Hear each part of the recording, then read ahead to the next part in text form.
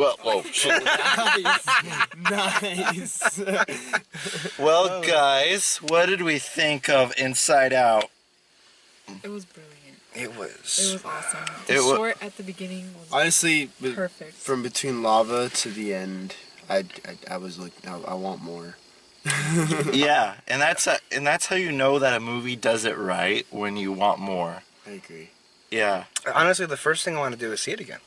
I really want to see it again because I don't think I got the full experience the first time. And there's a lot of things that they add in there that you can have a second viewing. Definitely. Yeah. Definitely. I really appreciated how deep they went into Deep, like real deep. they went. right there, Yeah, bro. they really thought about every single like how we see our memories and. And I love how this. Okay, I mean, just pay attention to little details. I mean, look at when. Okay, you had the. Okay, you had the dreamland right there, and then you had the subconscious and dreams. You know, yeah, we're right work next to together. each other. You know, hand in I hand. love that it was a film studio. That was Yeah. brilliant. That was Yeah. brilliant. And hysterical. Yeah. And all It in the was same. hilarious. It was. I cried The candy. dog. I know, right? Dude, oh my god. Okay, are we doing spoilers or no spoilers? Okay. I think we should just give a general thought. Okay, there was this part where you know who fades away.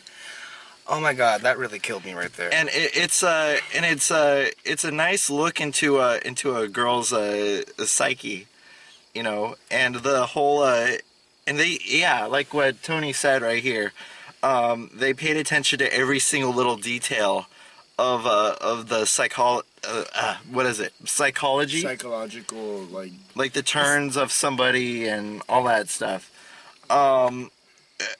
Let's talk about how funny the movie was. Oh my gosh, it was hilarious. It had its moments of just hilarious. Train of thought, like literally train of Train of thought. Girl, The cuss word, Right? Oh my gosh, the when- cuss word thing. Yeah. that was a good bit. I I'm mean- not gonna lie. To ground it a little bit, all of the main characters, the 5 main characters, all had great chemistry. Awesome They chemistry. bounced off Great each ensemble. other. I mean, it was just great. Yeah. Honestly, my favorite would be Joy. She's just so optimistic, even in the face of like just everything that was going wrong. Yeah. I kind of relate to her sometimes because things go wrong. I really appreciated the dinner scene. Yeah. And how they went into the mother and the father. Yeah, that was he was thinking yeah. about Yeah. hockey. That was a like, standout what, scene, What do yeah. I do? Yeah, I thought that was well played, and they really digested the human brain for that. Yeah. Especially in a family. And I love how it got, you know, every single thought was tailored to the different character dynamic with the family Yes, members, with the beards like and the and the glasses. Brazilian air pilot. Way too That's hard at every that part. wife. That's every I don't wife. understand why I laughed so hard at that. Come with me. Oh my god. Overall, it was great though. I can't complain about the movie. But it's I mean, just every little thing. Okay, let's talk about casting here. I mean, Amy Poehler's great. Yes. Amy And Poehler as Phyllis from Joy, The Office. And then- that was and then Sadness. Louis Black as Anger, That was perfect casting. and then Bill Hader as awesome as Fear. yeah. I loved him as Fear. Mindy, wasn't Mindy? Mindy Mindy Kaling? Kaling. Yeah, she was Oh, discussed. yeah. Discuss. I love that. And just I mean, look into it, and you're very concerned for the character because she goes through a major She's arc. very suicidal. I mean, towards the end. Not I mean, in that sense, but I mean, like, it's crazy how certain, like, just a small little trigger could make us do such drastic decisions, and that's really what the movie's really talking about in the long run for me, like how we avoid doing drastic decisions by just remembering why to be happy, and I think that's a good message to give to the kids. It was very powerful seeing like this death pit of memories. Oh, that was great, and how they would fade as just randomly, like that was pretty genius. Oh, the lollipop singing. yeah. I love that part too. How you would randomly get songs stuck in your head. Yeah, I would love how it. Yeah, and you know, and it worked off really well. Yeah. And it was like the recurring joke. Yeah. You'd think that it would get old after a while, but it was funny every time. Come on every time, and You should have expected it every time, but you just hit. And that's how it. That's how it really is. That's how it really works. We always remember those commercials. Honestly, I mean, what is there left to say? I mean, there's a lot to say, but obviously this is a standout movie of not just the year, but it's pretty much I'd say a standout movie of Pixar's repertoire, because can we just put it to rest? It's the best film they've had in years. It's up there. It's definitely up there. I haven't seen a movie this good from Pixar since Toy Story 3. Yeah, and let's just say to the Pixar crew, welcome back. Well, thank you. Thank you. After Cars 2 and Monsters University, we now have something diverse and new, you know. Or at least something new. I mean, that's what counts. Fresh. Yes. It was a very fresh idea, exceeded very well. Yeah. That's and it was so classic Pixar too. Are we gonna rate it? I don't. Well, I think from what we're raving about, I think that there's no need to rave it, other than that. No, rate it. Okay, fine. I give it a 10 out of 5 stars. What do you give it, Anger? Thank you. I'm gonna withhold judgment. I need to collect my thoughts more, and my thoughts to get an actual. But I think what we have here, in a sense, is the very basics of a masterpiece. Only time will tell if this is a masterpiece. If it would stand the test of time, but this is obviously great. It is, I think, easily the best quality movie of the year, or up there at least. Yeah. And it is. It's just amazing, honestly. But I mean, given to the rudimentaries of the whole thing, I mean, it has the key essentials of being a timeless film, because everybody deals with all this stuff. Everybody, goes through different emotions, all this stuff. Mixed emotions, spoilers.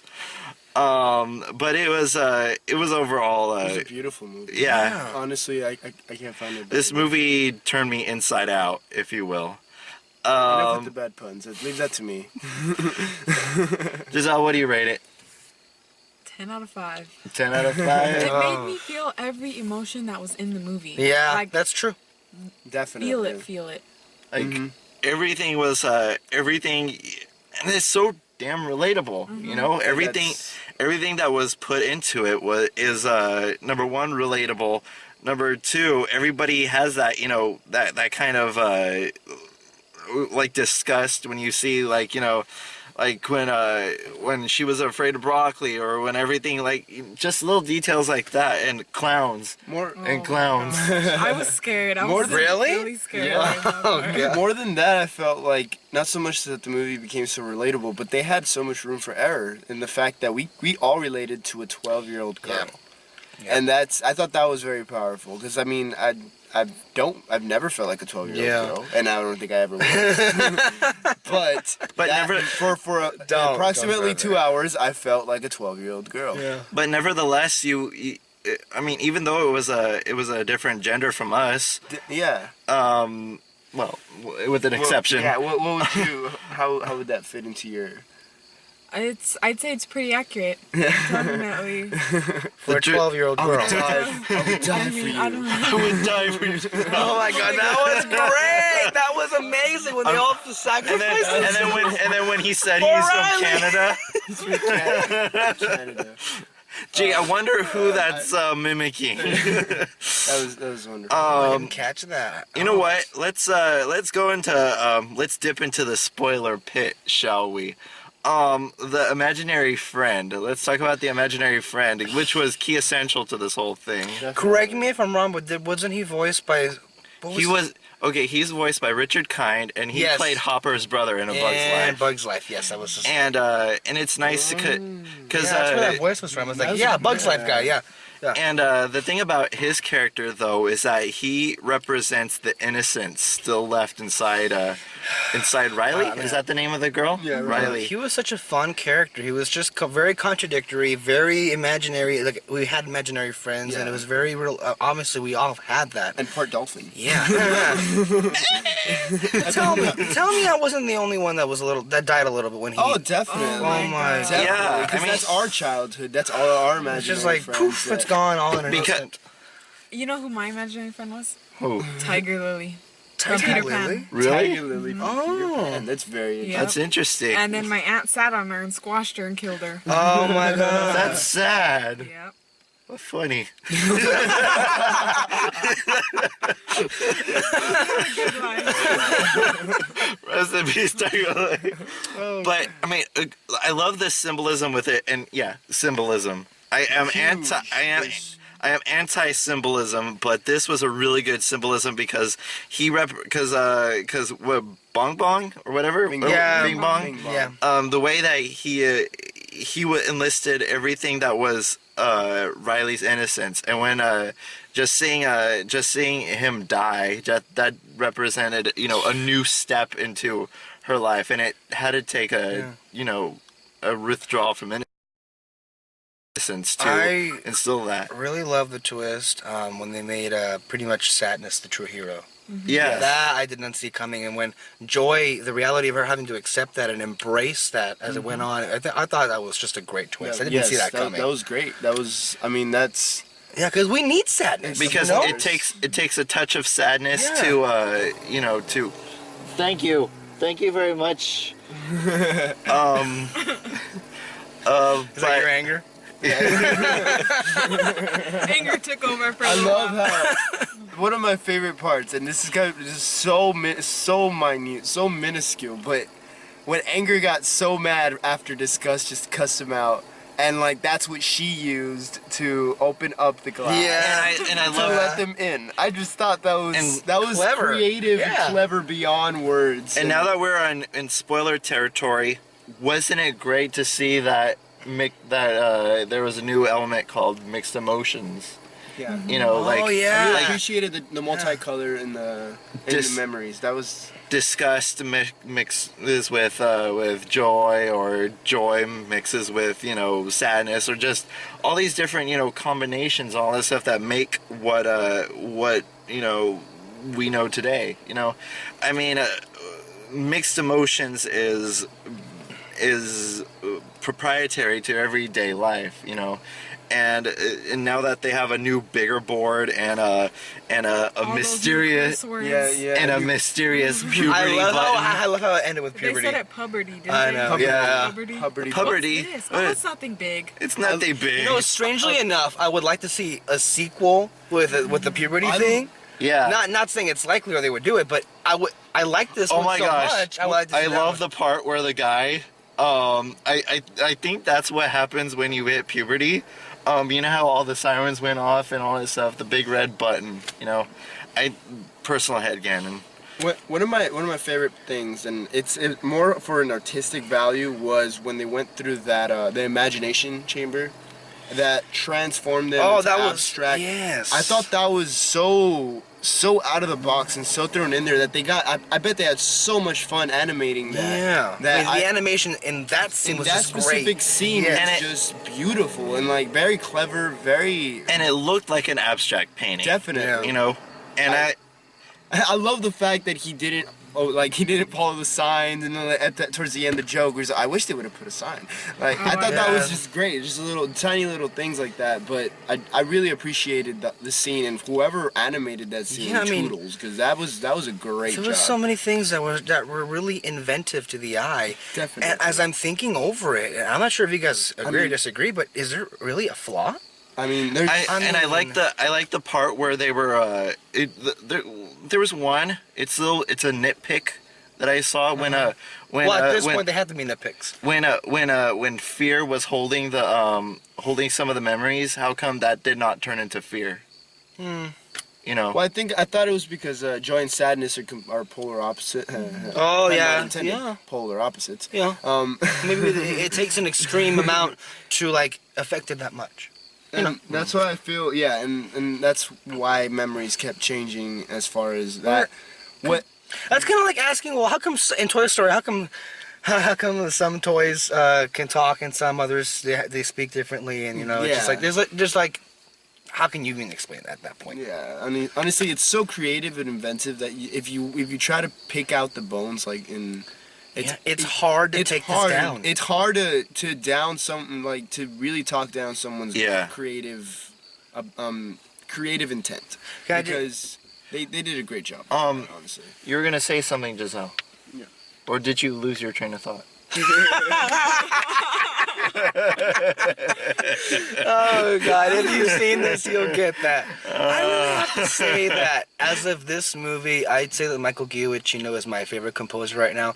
The score. Oh, he yes, The yes. music was. I mean, he's on a roll this year. I Yeah. mean, first we had Jurassic World, and now we Yeah. have Inside Out. This guy is just The like music he's was delivering beautiful. it, right? I mean, one of the first things you notice about the movie is the score, Definitely. and it plays Alexis throughout. pointed it out to me when I think it was the ice skating scene. Yeah, Where yeah. she wanted a better dream for her, and like just the very soft, delicate, high keys, and just the way they played into the atmosphere of the scene. And it was so Giacchino because Wow. I think he also did what Wow. Up and Ratatouille. Right? Yeah, I love the part where it shifts, where dreams shift.